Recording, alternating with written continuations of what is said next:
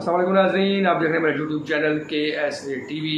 नाज़रीन, सबसे पहले तो जिन लोगों ने मेरा चैनल सब्सक्राइब नहीं किया उनसे दरख्वास्त है कि चैनल को सब्सक्राइब कर दें ताकि आपको मेरी आने वाली हर वीडियो मिल सके। नाज़रीन, पाकिस्तान की जो अभी मौजूदा गवर्नमेंट है ये इसका टेन्योर 9 तारीख को ख़त्म हो जाएगा।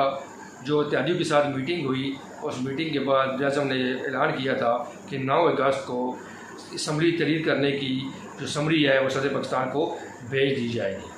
अब उसके बाद निगरान सेटअप आना है। निगरान वज़ीर आज़म कौन होगा?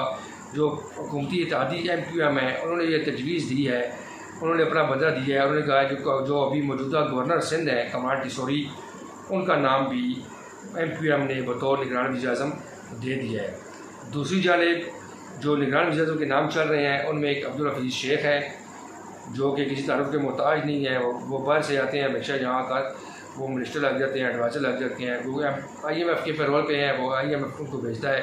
उसके बाद नाम है जी शाहिद खाकान अब्बासी साहब का। शाहिद खाकान अब्बासी साहब थोड़ा सा नून लीग के साथ नाराज़ भी नज़र आ रहे हैं, लेकिन उनका नाम भी लिया जा रहा है निगरान वज़ीर आज़म के तौर पर। नंबर 3 नाम जो है वो असलम बोतानी साहब का है। आज उनका नाम भी पेश किया गया, बलूचिस्तान के रहनुमाओं ने उनका नाम दिया, उनका नाम भी है।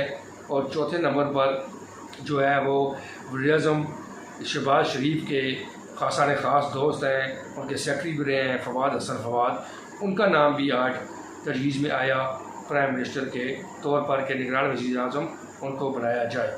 लेकिन अभी इसके ऊपर अपनी मुशावरत हो चुकी है। वज़ीर आज़म पाकिस्तान ने कहा है कि आज रात तक आप सब लोग मुझे अपने नाम दे दें, 1-2 दिनों में उसका फ़ैसला भी हो जाएगा कि कौन जो है नया निगरान वज़ीर आज़म बनेगा। क्योंकि निगरान वज़ीर आज़म जो है वो PDM जमातों के मुशावरत के बगैर नहीं बनाया जा सकता। बिलावल भुट्टो ज़रदारी ने अपना कोई नाम भी नहीं दिया, जो कि अहम इत्तेहादी जमात है।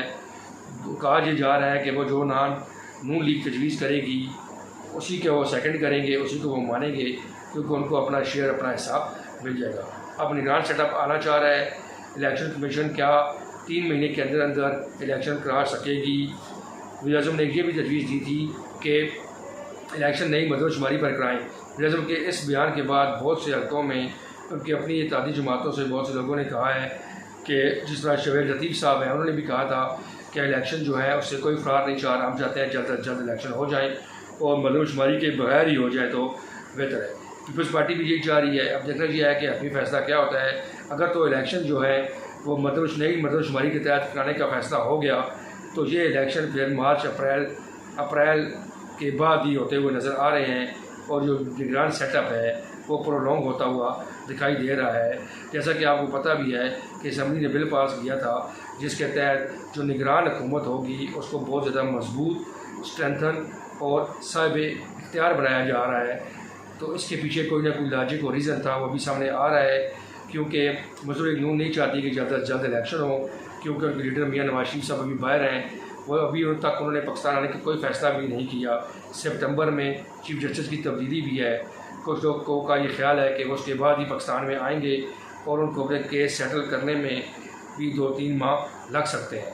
और मुस्लिम लीग नून ये चाहती है कि इलेक्शन उस वक्त हों जब मियाँ मोहम्मद नवाज शरीफ को उन पर पाबंदी ख़त्म हो और वो इलेक्शन लड़ने के अहल हो जाए। इस सारे प्रोसेस में 6 महीने से ज़्यादा का वक्त भी लग सकता है।